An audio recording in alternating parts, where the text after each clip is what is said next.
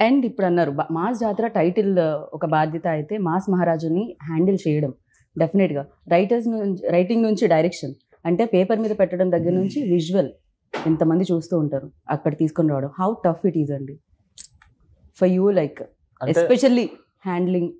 ఇంత ఇమేజ్ ఉన్న స్టార్టింగ్ అయితే ఆఫ్టర్ సార్తో పని చేయకముందు అంటే ఆ రోజు ఫస్ట్ డే షూట్ ఆ టైం కదా నైట్ నాకు నిద్ర పట్టలేదు టెన్షన్ బాగా అనిపించింది సో సార్ వచ్చిన తర్వాత కూల్ చేస్తారు సార్ గురించే కదా అని అడిగారు మీరు అందుకే నిద్రపోలేదు కదా లేకపోతే అంటే నాకు యాక్చువల్లీ సార్ అంత ఫ్రెండ్లీగా ఉన్నదన్న ఒక టెన్షన్ ఉంటుంది ఫస్ట్ టైం అదే లేదు ఆ టెన్షన్ ఏంటంటే నేను టెన్షన్ కాదు నెక్స్ట్ నువ్వు డైరెక్షన్ చేయబోతున్నావు కదా ఆ టెన్షన్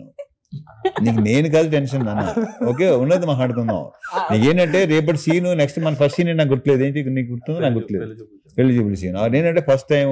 ఒక పక్కనేమో రాజేంద్ర ప్రసాద్ గారు పక్కన ఈయన ఒక పక్కన గోల పెళ్లి సీన్ పెళ్లి చూపుడు సీన్ అనమాట ఫస్ట్ సీన్ సో నీకేంటంటే సీన్ పట్ల టెన్షన్ తప్ప నాన్న సార్ వచ్చిన తర్వాత మొత్తం కూల్ చాలా ఫాస్ట్ గా అయిపోయింది అప్పుడు సీన్ టైమింగ్ పర్ఫెక్ట్ కుదిరింది సో యాక్చువల్గా దానికే చూసా టైమింగ్ యాక్చువల్ వాల్టర్ వీరయ్యకి నేను డైలాగ్స్ వన్ ఆఫ్ ద రైటర్ని ఆ టైంలో సార్ని చూసా ఎలా ఏంటి అని మన డైలాగులు రాస్తున్నప్పుడు సార్ అలా చెప్తున్నారు అన్నది బాడీ లాంగ్వేజ్ ఉంటది అదొకటి ఇంకా ఆయన ప్రతి సినిమాలో ఏ మాడ్యులేషన్ చెప్తారు ఏ టైంలో చెప్తారు డైలాగ్స్ అన్నది నాకు బాగా తెలుసు సార్ మీరు ఆ సినిమాలో వెంకీలో చేశారు కదా అలా నవ్వాలి ఆయన సో అలాగా నాకు చెప్పగా సార్ ఫ్యాన్ చేస్తే ఎలా ఉంటుందో అలా ఉంది సార్ పేపర్లు చింపి విజిల్స్ వేసి ఫస్ట్ షో లైన్ లో నుంచొని దగ్గర నుంచి యాక్షన్ కట్ చెప్పి రవితేజ గారికి షార్ట్ ఉంది కొంచెం పిలవండి అనే వరకు వచ్చారు మీరు ఇది అసలు ఇదొక పెద్ద కళ అన్నమాట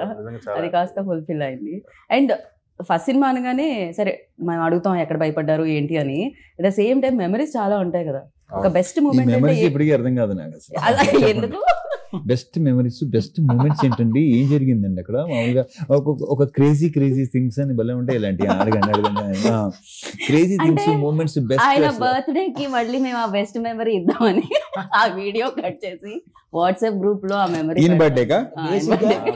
బేసిక్ గా మన ఇంటర్వ్యూని బయట ఎవ్వరు రోస్ట్ చేయక్కర్లా రవితేజ గారు కంటిన్యూ రోస్ట్ చేస్తాం రవితేజ గారు వస్తే అసలు అందుకే ఇందాక అడిగారు మీరు ఇవన్నీ ప్రిపేర్ అవుతాయి నేను ప్రిపేర్ అయింది జరుగుతుందా ఇక్కడ అసలు బయట ఛాన్స్ ఎవరు ఆయన సెట్ లోనే maximum but I love that energy like crazy